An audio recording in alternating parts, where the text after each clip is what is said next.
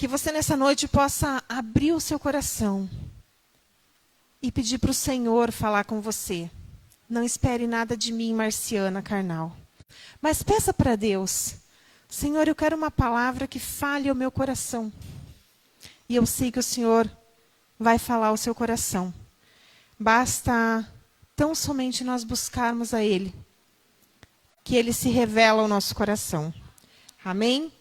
Quero convidar você a abrir a sua Bíblia no livro de 1 Samuel, no capítulo 1. Livro de 1 Samuel, no capítulo 1. Que você possa nessa noite, enquanto estiver aqui, clamar pelos seus familiares que não estão na presença do Senhor. Que você possa buscar pela sua família e crer, irmãos. Crer que nós possamos um dia ver eles na casa do Senhor. Todos aqueles que não estão congregando em uma igreja, que nós possamos crer que um dia eles vão estar firmados com Jesus. Amém? É algo que eu levo assim para a minha vida desde que eu me converti. E oro por algumas pessoas que até hoje, irmãos, já se passaram mais de 20 anos. Até hoje, não aceitaram Jesus como único e suficiente Salvador. Mas eu não desisti de orar. Eu continuo orando. E eu creio, irmãos, que eu vou ver esse dia aceitando Jesus. Amém? Todos encontraram 1 Samuel, capítulo 1? Acredito que sim. Aqui fala assim na minha Bíblia. Houve um homem de Ramataim Zofim, da região montanhosa de Efraim, cujo nome era Eucana, filho de Jeroão, filho de Eliú, filho de Tou, filho de Zufi, eframita. Então eles viviam em Efraim. Tinha ele 2 mulheres. Uma se chamava Ana, outra Penina. Penina tinha filhos, Ana, porém, não os tinha. Este homem subia à cidade de ano em ano, a adorar e a sacrificar ao Senhor dos Exércitos em Siló. Estavam ali os 2 filhos de Eli, Hofnis e Finéias, como sacerdotes do Senhor. No dia em que Eucana oferecia o seu sacrifício, dava ele porções deste a Penina, sua mulher, e a todos os seus filhos e filhas. Ana, porém, dava porção dupla, porque ele a amava. Ainda mesmo que o Senhor a houvesse deixado estéril. A sua rival a provocava excessivamente para a irritar, porquanto o Senhor lhe havia cerrado a madre. E assim o fazia ele de ano em ano. E todas as vezes que Ana subia à casa do Senhor, a outra a irritava, pelo que chorava e não comia. Lá no versículo 8 fala assim: Então Eucana, seu marido, lhe disse: Ana, por que choras? E por que não comes? E por que estás de coração triste? Não te sou eu melhor do que 10 filhos? O que vocês acham, irmãs? O marido é melhor do que 10 filhos? Vamos continuar ali no 9. A oração e o voto de Ana. Aqui é o subtítulo na minha Bíblia. Após terem comido e bebido em Siló, estando Eli, o sacerdote, assentado numa cadeira, junto a um pilar do templo do Senhor, levantou-se Ana e, com a amargura de alma, orou ao Senhor e chorou abundantemente. E fez um voto dizendo: Senhor dos exércitos, se benignamente atentares para a aflição da tua serva, e de mim te lembrares, e da tua serva te não esqueceres, e lhe deres um filho varão, ao Senhor o darei por todos os dias da sua vida, e sobre a sua cabeça não passará navalha. Demorando-se ela no orar perante o Senhor, Passou Eli a observar-lhe o movimento dos lábios. Porquanto Ana só no coração falava, seus lábios se moviam, porém não se lhe ouvia voz nenhuma. Por isso, Eli a teve por embriagada. E disse, até quando estarás tu embriagada? Aparta de ti esse vinho. Porém, Ana respondeu, não, Senhor meu. Eu sou mulher atribulada de espírito. Não bebi, nem vinho, nem bebida forte. Porém, venho derramando a minha alma perante o Senhor. Não tenhas, pois, a tua serva por filhas de Belial, porque pelo excesso da minha ansiedade e da minha aflição é que tenho falado até agora. Então respondeu-lhe Eli, vai-te em paz. E o Deus de Israel te conceda o pedido, a petição que lhe fizestes. E disse ela, ache a tua serva à mercê diante de ti? Assim a mulher se foi, seu caminho e comeu, e o seu semblante já não era triste. Ela se alegrou, escutou essa palavra de Eli e se alegrou. E saiu com o seu semblante alto, né? Porque ela estava com a sua face abaixada. E ela saiu já mais alegre. Levantaram-se de madrugada e adoraram perante o Senhor. Voltaram e chegaram à sua casa em Ramá. Eucana coabitou com Ana, sua mulher, e lembrando-se dela o Senhor, ela concebeu. Passando o devido tempo, teve um filho, a que se chamou Samuel, pois dizia, do Senhor eu pedi. Subiu Eucana, seu marido, com toda a sua casa, a oferecer ao Senhor o sacrifício anual, e a cumprir o seu voto. Ana, porém, não subiu. E disse a seu marido, quando for o menino desmamado, levá-lo-ei para ser apresentado perante o Senhor, e para lá ficar para sempre. Respondeu-lhe Eucana, seu marido, faz o que melhor lhe agrade. Fique até o que desmames, tão somente confirme o Senhor a sua palavra. Assim ficou a mulher e criou o filho ao peito até que o desmamou. Havendo desmamado, levou-o consigo com um novilho de 3 anos, uma efa de farinha e um odre de vinho, e o apresentou à casa do Senhor, a Siló. Era o menino ainda muito criança. Emolaram o novilho, trouxeram o menino a Eli, e disse ela, ah, meu senhor, tão certo como vives, eu sou aquela mulher que aqui esteve contigo, orando ao Senhor. Por este menino orava eu, e o Senhor me concedeu a petição que lhe fizera. Pelo que também o trago como devolvido ao Senhor por todos os dias que viver. Pois do Senhor pedi, e eles adoraram ali o Senhor. Amém, irmãos? O livro de Samuel, né, a história de Ana, eu acredito que aqui já usei alguns testemunhos a respeito de Ana.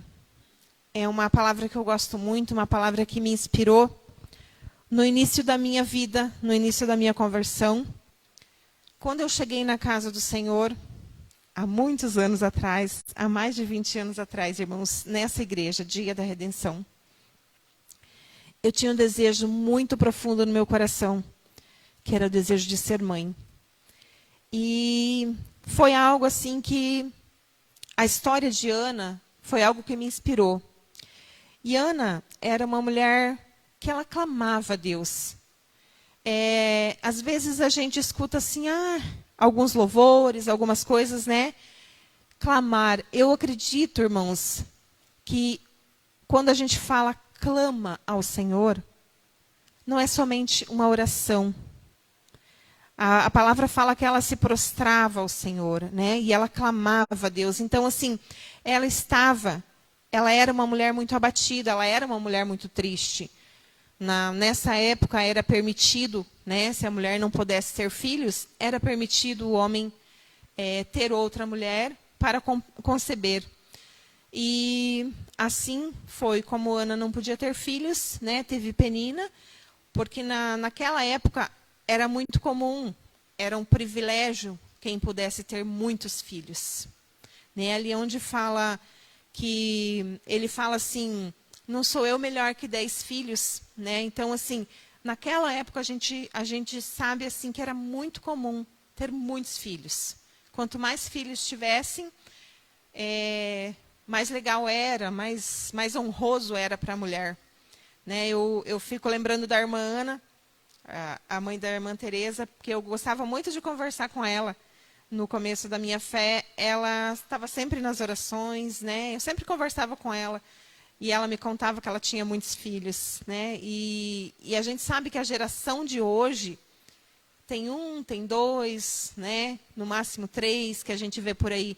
Mas na época, né, da mãe da irmã Etelvina, da irmã Ana, para quem conheceu, que são mulheres mais antigas da nossa igreja, era muito comum ter muitos filhos. E hoje em dia a gente já não tem muitos filhos. Acredito que mais pela questão das dificuldades, né, da criação de um filho. E aqui eu fiz algumas anotações. E eu quero fazer uma pergunta para vocês. Vocês que estão aqui hoje, você que está me ouvindo pelas redes sociais, você tem algum desejo no teu coração que ainda não foi realizado? Você tem algo que você já colocou diante do Senhor, que você ainda não obteve a resposta? Eu tenho, irmãos, eu tenho muitos desejos. Um deles é que o meu pai aceite a Jesus. Eu não posso começar a falar que eu começo a chorar, né? E um dos meus desejos, uma das minhas orações há mais de 20 anos, é que meu pai se renda aos pés do Senhor. E eu creio, irmãos, que eu vou ver isso. Antes de eu partir e antes dele partir, eu creio que eu vou ver isso. Mas Deus quer falar ao teu coração. Se você tem um desejo, se você tem algo que você clama ao Senhor, que você tem orado, não importa quantos anos, irmãos, não importa se faz 1 ano, se faz 2 anos, se faz 10 anos, se faz 50 anos, que você tem colocado diante de Deus, eu falo para você, creia que Deus pode operar um milagre. Creia que Deus pode, lá no profundo do teu coração, eu creio que existe um desejo, eu creio que existe alguém da sua família que ainda não está nos caminhos do Senhor, que você tem orado por essa pessoa. Eu creio, irmãos, que muitos desejos no coração dos irmãos que estão assistindo através das redes sociais, que vocês possam buscar esse Deus, clamar esse Deus, porque Ele, irmãos, Ele pode conceder o desejo do nosso coração. Amém? Eu dei uma olhadinha aqui, e na Bíblia nós temos muitas mulheres virtuosas que não podiam ter filhos, né? E clamaram a Deus e foram mãe de filhos, né? E Deus, irmãos, lá no Salmo 113, versículo 9, fala assim: faz que a estéril viva em família e seja alegre mãe de filhos. Né? Acredito que aqui todo mundo tenha filhos, né? Tem algumas irmãzinhas novinhas que ainda não têm. Mas quando a gente se casa, eu acredito que é um desejo da maioria das mulheres ter um filho. E só quem tem um filho sabe a alegria que traz ao coração. A gente sabe que é muito difícil criar um filho nos dias de hoje, irmãos. Muito difícil. Mas mesmo assim, eu acredito que todas as mulheres, como experiência de vida, precisam ter um filho para saber o que é um amor de verdade. Para saber o que é você tirar da tua boca para dar para um filho. Você vê um filho doente, você pensar assim: Deus, me coloca no lugar do meu filho. Eu acredito que só esse amor de uma mãe é capaz de modificar o nosso coração. Eu creio que Deus ele pode operar nos mínimos milagres, né? Sabemos que existem ainda muitas mulheres, irmãos, que não podem ter um filho, né? Mas temos muitos meios hoje em dia de se tornar mãe. E Deus, de uma forma milagrosa, Ele opera. Às vezes preparando, eu tenho, como temos aqui a Sandra, né, que Deus preparou, a filhinha dela, glória a Deus. Eu tenho uma amiga também, que ela também não podia ter filho, e Deus preparou uma moça e deu um filho para ela. E eu falo assim, e como eu vejo a Sandra tratando a Simone com o mesmo amor que uma mãe, eu vejo a minha amiga tratando a filhinha dela com o mesmo amor que uma mãe que gera na barriga. Eu acredito assim, que a partir do momento que você toma uma decisão de adotar uma criança, aquela criança ela já foi gerada dentro do teu coração. Ela não foi gerada aqui no teu ventre, mas dentro do teu coração ela já foi gerada. E o mesmo amor que nós temos por uma criança que foi gerada no nosso ventre, é o mesmo amor que uma mãe tem por uma criança que foi gerada no coração. Amém?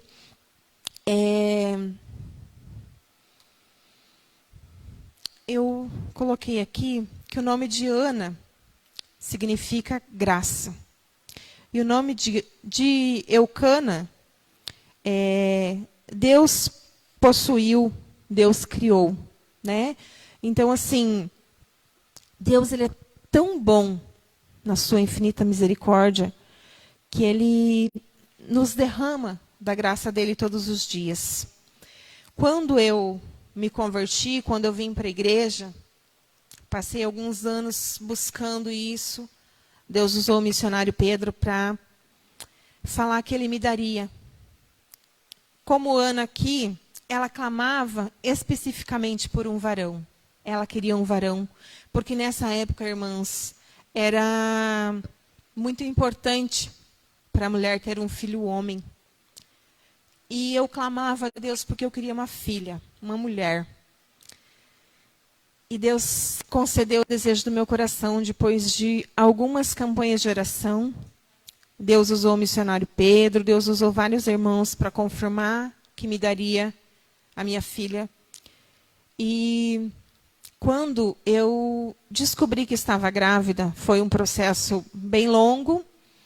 E eu vou ter que encurtar, porque eu falei para a irmã Tereza que eu precisava de menos tempo, mas foi um processo bem longo de tratamento. Eu fazia um tratamento com uma médica. E chegou um dia, irmãos, que ela falou para mim assim, olha, nós não temos mais o que fazer. Pela medicina, você não tem condições de ser mãe. Nesse dia, irmãos, parece que eu queria abrir um buraco assim e cair lá dentro. Daí ela falou para mim assim, ó, ainda temos um exame que nós podemos fazer, mas o convênio não cobre. É um exame dolorido e é um exame muito caro. Mas se você quiser fazer, eu te encaminho uma médica que trabalha com isso, para a gente poder fazer esse tipo de tratamento. Irmãos, a minha condição financeira nessa época era muito difícil. Hoje em dia a gente sabe que tem muitos tratamentos até mesmo pelo SUS, para quem não pode ter filhos. Mas naquela época não tinha tanto assim como tem hoje. E a minha condição financeira era difícil, até mesmo para fazer esse exame, que era caro. E eu cheguei em casa, vim no ônibus assim, porque eu ia para o médico e eu voltava chorando. Era bem comum eu voltar chorando quando eu ia para o médico. Porque a médica, ela nunca me dava muita esperança. E hoje, assim, eu entendo o trabalhar do Senhor.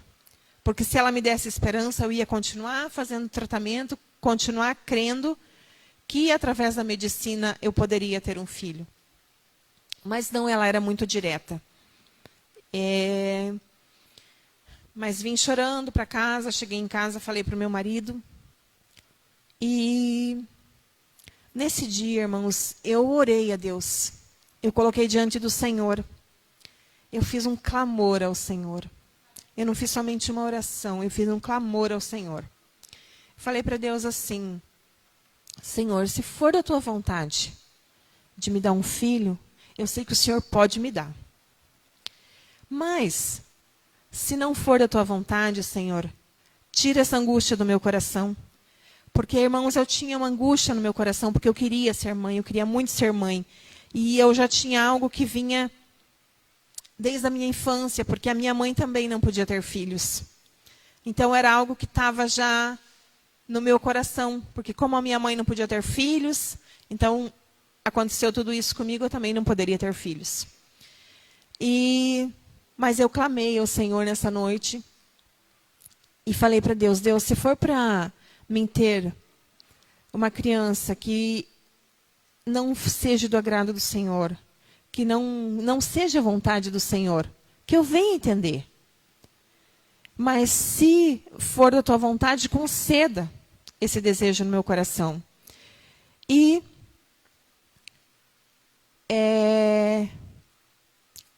irmãos, assim, foi muito incrível. Foi como que a gente não acredita em mágica, né? Mas foi como que num passe de mágica, assim, irmãos. Eu esqueci. Aquela angústia que eu tinha no meu coração, ela sumiu. Aquele desejo tão grande que eu ficava esperando o dia da menstruação para mim ir lá fazer o exame para ver se eu estava grávida. Eu ficava nessa ansiedade. Como tinha convênio, era só ir lá no hospital, já fazia o exame, já ficava esperando o resultado.